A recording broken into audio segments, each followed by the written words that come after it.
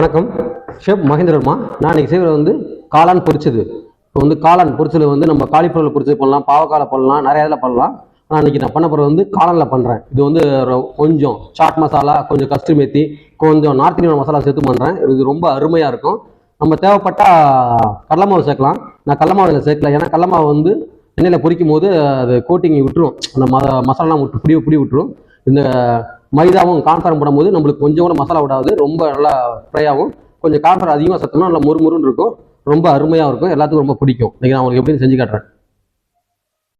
ஒரு 150 கிராம் காளான் இந்தமாரி 1க்கு 2 வெட்டி அடிச்சுக்கிட்டு, கருவேப்பிலை, உப்பு, காஷ்மீரி மிளகாத்தூள், ஜீரகத்தூள், கொத்தமல்லி தூள், சோம்பு, மிளகுத்தூள், சாட் மசாலா, மஞ்சத்தூள், கஸ்தூரி மெத்தி, எலுமிச்சம்பழம் ஜூஸு, இஞ்சி பூண்டு பேஸ்ட்டு, மைதா, கான்ஃபர்.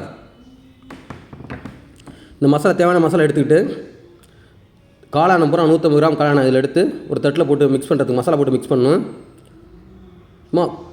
கொஞ்சம் தேவையான, ரொம்ப போட கசக்கும், கொஞ்சம் தேவையான அளவு 1 கிராம் கம்மியாக 1/2 கிராம் எடுத்துக்கிட்டு இஞ்சி பூண்டு எடுத்துக்கணும். தேவையான அளவு உப்பு, எலுமிச்சம்பழம் ஜூஸு, 1/2 எலுமிச்சம்பழம் ஜூஸு,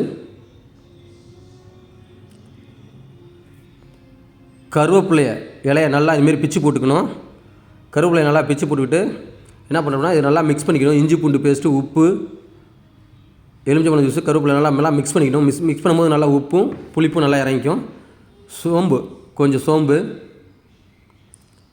இதுக்கு நல்லா டேஸ்ட்டாக இருக்கும். மஞ்சத்தூள் கொஞ்சோண்டு 1 கிராம், 2 கிராம்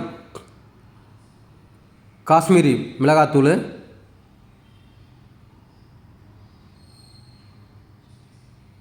1/2 கிராம் கொத்தமல்லி தூள், 1 கிராம் ஜீரகத்தூள்,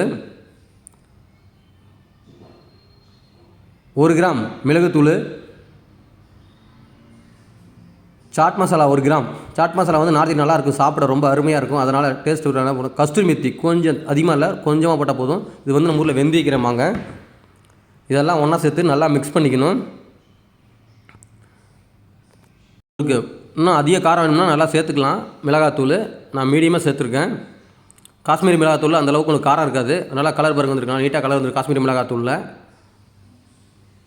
கான்ஃபார், இதில் வந்து கான்ஃபார் மைதா சேர்க்குறேன். கான்ஃபார் வந்து 1/2 ஸ்பூன் 2 வாட்டி போட்டிருக்கேன், ஆனால் 1 ஸ்பூன் 1.5 ஸ்பூன் சேர்த்துங்க. கான்ஃபார் எந்தளவுக்கு பிடிக்குங்களோ அந்தளவுக்கு மசாலா பிடிக்கும், நல்லா எண்ணெயில் விடாது. அதுக்கப்புறம் மைதா 1 ஸ்பூனு, 2 ஈக்குவல் குவான்டிட்டி போட்டிருக்கேன். ஆனால் கொஞ்சம் கான்ஃபார் அதிகமாக விடுங்க, போட்டால் தான் நல்லாயிருக்கும், மசாலா விடாது. உங்களுக்கு நல்லா நல்லா கிறிஸ்பியாக வேணும்னா கொஞ்சம் ரைஸ் ஃப்ளார் ஒரு 1/2 ஸ்பூன் சேர்த்துக்குங்க. நான் சேர்க்கல. சில பேர் கடல மாவு சேர்ப்பாங்க, கடல மாவு சேர்த்தோம்னா மசாலா வந்து கோட்டிங் விடும், அதனால் நான் கடல மாவு சேர்க்கல, வெறும் கான்ஃபார் மைதா மட்டும் சேர்த்துருக்கேன். கொஞ்சம் தண்ணி சேர்த்துக்குங்க. தண்ணி ஏன் சேர்க்கணும், ரொம்ப ட்ரையாக இருக்கும், தண்ணியை சேர்க்கணும், லிக்விடாக ரொம்பவும் தண்ணி அதிகமாக கூடாது, லைட்டாக போட்டு தெளிச்சுட்டு ஒரு 5 நிமிஷம் வச்சோம்னா நல்லா அந்த தண்ணி நல்லா இதாகி மசாலா நல்லா பிடிச்சிக்கும். உங்களுக்கு எந்த அளவுக்கு தேவையோ, ரொம்ப அதிகமான கான்ஃபார் மைதா போட்டிங்கன்னா பக்கோடா மாரி இருக்கும். நம்ம வந்து இது பொரிச்சது, இது வந்து ரொம்ப அருமையாக இருக்கும். இது வந்து காலிஃப்ளவரில் பண்ணலாம், பாவக்காயில் பண்ணலாம், வாழைக்காயில் பண்ணலாம். இப்போ எண்ணெய் சூடான பிறகு நான் இது வந்து ஊற்றுறேன். எண்ணெய் ரொம்ப மிதமான சூட்டில் வச்சு ஊற்றுறேன், ரொம்ப எண்ணெய் அதிகமான சூடாக இருக்கக்கூடாது. உங்களுக்கு வந்து இல்லை நீங்கள் கான்ஃபார் ரொம்ப எனக்கு பக்கோடா மாரி வேணும்னா நீங்கள் வந்து இது சேர்த்துக்கலாம், கடலை மாவு சேர்த்துக்கலாம். நான் கடலை மாவு சேர்க்கல, இதில் வெறும் கான்ஃபார் மைதா மட்டும் சேர்த்துருக்கேன். நல்லா கிறிஸ்மஸ் வேணும்னா ரைஸ் ஃப்ளார் கொஞ்சம் 1/2 ஸ்பூன் சேர்த்துக்கலாம், நல்லா அருமையாக இருக்கும், கிறிஸ்பியாக இருக்கும்.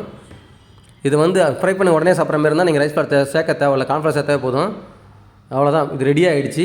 பொரிச்சு இப்போ எடுக்க போகிறேன். கொஞ்சம் கருவேப்பிலை சேர்த்துட்டேன். அருமையாக ரெடி ஆகிடுச்சு. இது சாப்பிட ரொம்ப அருமையாக இருக்கும், ரொம்ப நான் கோட்டிங் அதிகமாக உள்ள. அவ்வளோதான், இதை எடுத்துகிட்டு என்ன பண்ணுறேன்னா வேறு தட்டில் மாற்றுறேன். இது ரெடி ஆகிடுச்சு. நான் வந்து இதில் வந்து என்ன பண்ணுறேன், சாட் மசாலாவும் கஸ்தூரி மெத்தியும் அதிகமாக சேர்த்துருக்கேன். சாட் மசாலா ஏன் சேர்க்குறாங்கன்னா நார்த் இந்தியன் சாப்பாட்டில் அதிகமாக சேர்ப்பாங்க. அது சாட் மசாலா போதும் உங்களுக்கு ரொம்ப ருசியாகவும் இருக்கும், சாப்பிட தேவட்டாது. கொஞ்சம் கஸ்தூரி மெத்தி ரொம்ப ருசியாக இருக்கும். உங்களுக்கு பிடிச்சிருந்தால் லைக் பண்ணுங்கள், ஷேர் பண்ணுங்கள், சப்ஸ்கிரைப் பண்ணுங்கள். Thank you very much.